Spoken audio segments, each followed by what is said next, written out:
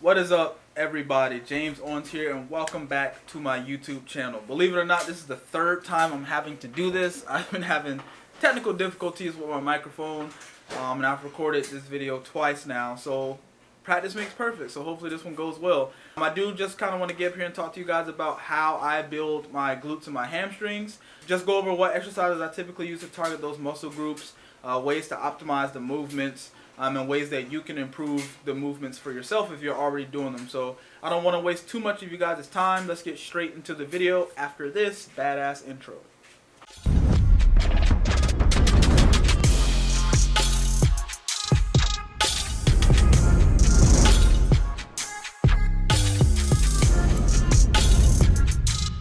Like I said, we're going to talk about how to build glutes and hamstrings, kind of go over some exercises that I do, and then just go over some cues and ways to optimize the actual movements.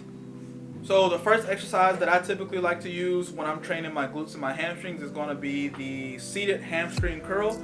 Obviously you can do this seated or lying down. I prefer doing the seated variation. So when I set up, as you can see, I'm setting up my equipment so that when I'm sitting down, I'm close enough to the padding to where I just feel like I'm snug and tight within the seat. I'm lowering the feet padding so that it's lower on my ankles than it is, high up on my calf muscles. I don't want them high up on my calves. I want the padding low on my feet. A main cue here is keeping your butt planted. You don't want your butt to come up off the seat as you begin to engage in the movement. And then you want to think about bringing your hamstrings to your butt. I think when a lot of people do this movement, they think about just kind of like pushing the weight down with their feet. I feel like that kind of takes away or defeats the purpose, so you're not optimizing the movement as best as you can. So really focus on bringing your heels to your butt versus pushing the weight down with your feet.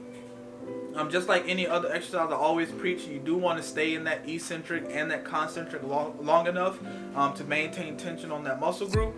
So when you're in the eccentric or when you're stretching the muscle, do it slow, feel it, pause a little bit at the top of that stretch or at that eccentric, and then control the weight back towards you as you continue to contract that muscle or bring the weight closer to you during this movement. I really enjoy this movement, one, because it allows me to kind of warm up my lower half, and it allows me to warm up my hamstrings before I move into those bigger, more compound lifts that we'll kind of talk about here shortly. But first exercise, hamstring curls. Absolutely love them. You can do a lot of reps with this. I typically do anywhere from 8 to 12 reps over, anywhere from 2 to 3 sets. So definitely add hamstring curls if you don't. And if you're already doing them, try to add those cues that I mentioned. Alright, so the next movement that I'm going to talk about that I use to help build my hamstrings and my glutes is going to be the belt squat. Any variation of squat will suffice, but I typically like the belt squat just because it gives me a little bit more mobility, and I can do a lot of different things with the belt squat as far as like feet placement and how I want to distribute the weight. But typically I do belt squat to kind of focus more on quads. You get more of that knee flexion over the toe. That's really going to help you focus more on your quads. But if you simply shift your weight backwards, you'll start putting more tension on those hamstrings and glutes, and that's what I focus on when I do train or when I do use belt squats for my hamstrings and my glutes. My feet are typically a little bit within shoulder width apart, and then I kind of just point my toes outward. Me pointing my toes outward helps me open up my hips a little bit more, so that I don't put a lot of pressure on my joints and on my knees. Me being able to open up my hips also allows me to get more depth and more range of motion. So as you can see, when I set up for this movement, my feet, like I said, are kind of within shoulder width apart, and I'm really opening up at the hips as I work my way down. As you can see, my weight is shifted towards the back. I don't get a lot of knee flexion over my toes, and then when I do get to the back, I do sit down in that stretch just a little bit. You can see that my glutes are extremely rounded, and then my hamstrings are pretty fully stretched here in this position.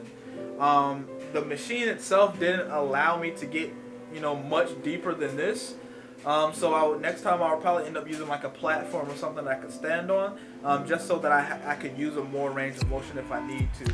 But I absolutely love belt squats. Another cue to think about is you don't want to lean your upper body too far forward and start putting a lot of pressure on that lower back. The belt is pulling kind of down on your lower back already. So you don't want to lean too far forward and allow that weight to put more pressure on your lower back. So I would just be mindful of that. Depending on how heavy you go, that belt can put a good amount of pressure on the lower back. But other than that, I really do enjoy this movement. It's a great follow-up from any type of like pressings or other squat variations that you try. Typically, I do belt squat right after I do my leg press movements on my leg days. So if I do want to add this to more focus on target on my quads, my glutes and my hamstrings, it's a really good exercise to follow up after a quad dominant movement. And the last exercise that I want to talk about, and please don't shoot me down for not mentioning, hip thrusts. Don't shoot me down for not mentioning those like donkey kicks and things like that. Typically, I don't like hip thrusts because the bar is extremely uncomfortable when it sits across your like your hips, unless then you have to find like a pad, or then you have to find like a mat or something. And if your gym doesn't already have a hip thrust machine, that just makes it a little bit more tedious and a little bit more annoying to try to incorporate those hip thrusts. And I 100% just don't recommend dumbbell hip thrusts. It's just not ideal. There are better exercises that you can use to optimize, training in regards to your glutes and your hamstrings. And that being said, I prefer RDLs. Romanian deadlifts, straight leg deadlifts, stiff leg deadlifts, however you refer to them. That's the movement that I'm talking about right now. One reason why I do really love these is because it just makes me feel strong to be able to RDL like 225 or 255 for multiple reps. And it honestly, it just helps me also build like my lower back, like my erectors and things like that. So I'm directly training my glutes and my hamstrings, but I'm also indirectly training, my stabilizers and my erectors, which I really do enjoy. But when I'm setting up for this movement, I get pretty much into my typical deadlift position. I'm a narrow stander type of guy when it comes to deadlifts. I don't do, a wide stance or anything like that.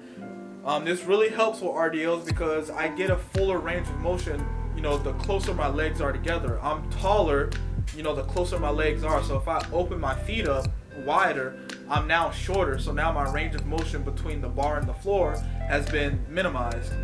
So now I'm not getting a full range of motion from my glutes and my hamstrings. So I like to stand up nice and tall, feet really close together, as you can see, and I'm literally just guiding the bar down my body. I try to keep my body intact with the bar the entire time, and then I'm literally with my lats engaged and my back slightly arched.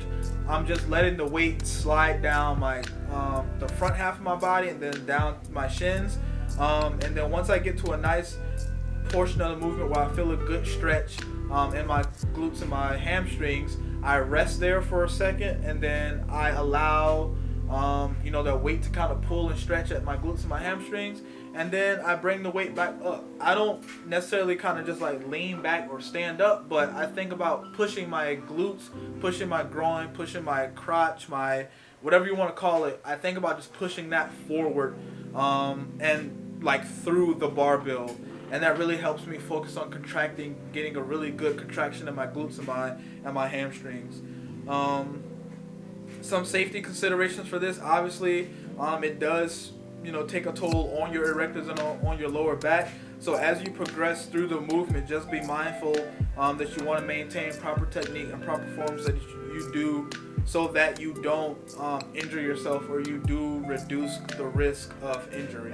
But like I said, man, I really like RDLs. Like I said, they make me feel strong. I have really good control over them. And I've noticed with RDLs, also with the belt squats, that I can sustain, a high amount of weight over multiple, reps and sets or over volume. If I do like a barbell back squat or something like that, I notice that I can do maybe like high reps for like the first set, and then everything after that, it dramatically declines as far as my productivity. So anytime where I can find an exercise where I can be the most productive over an extended amount of volume, I prefer that movement over anything else. So that wraps up my video. Thank you all for tuning in. As I mentioned, I do enjoy the hamstring the belt squat, and then the RDLs for exercises that I typically use to build my hamstrings and my glutes. Those hamstring curls are really good for warming up the muscle, getting some blood flow to your hamstrings prior to those bigger and compound movements.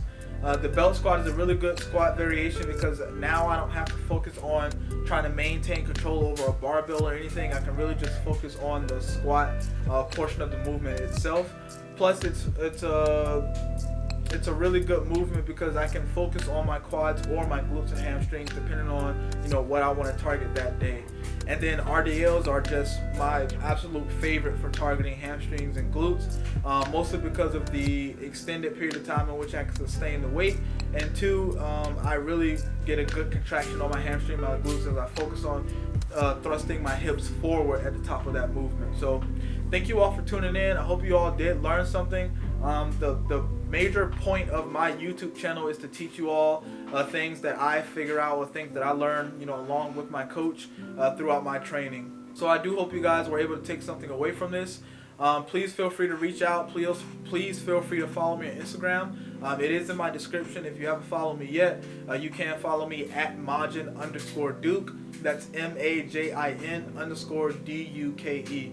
I'm super active on Instagram. I'm trying to be more active on Instagram. So if you want to DM me, give me a follow, please feel free to do so.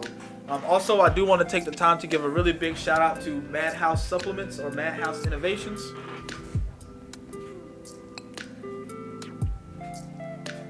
I am a Madhouse athlete. I have a buddy who has another company, but he recently started Madhouse also, and he asked me to be, come along for the journey and be a part of the organization. So I really appreciate him for that, and I do appreciate the products that they have. They have really good products. I'm a big fan of non-stem pre-workouts. I do like to have a couple cups of coffee, maybe even a Celsius energy drink throughout the day.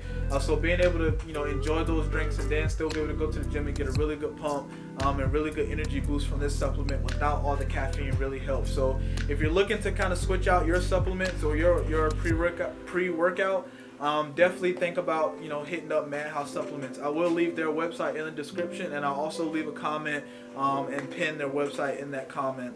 We also have, aside from the non-stim, we do have stimulant pre-workout. That stimulant pre-workout has 400 milligrams of caffeine.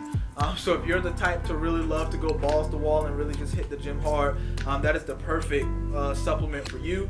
I typically take half a scoop of that and then maybe like 1 scoop of this, mix it up, and it gives me a really good pump and a really good energy boost for my workout. We also have BCAAs.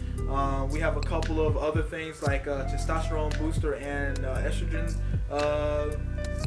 like suppressant. So if you're interested in those things or any other supplements, definitely check out Madhouse Supplements. Again, thank you all for tuning in. I really do appreciate all the support and love that I've been getting here and on Instagram. If you guys have any questions, anything that you guys want to talk about, feel free to hit me up. Leave comments in this video. Interact with me. I'm super talkative. I love talking about fitness. I love talking about training and working out. So if you guys do want to talk and stuff like that, don't hesitate. Feel free to reach out. Feel free to spark conversation with me. But thank you all for tuning in, and I do hope to catch you all in the next video.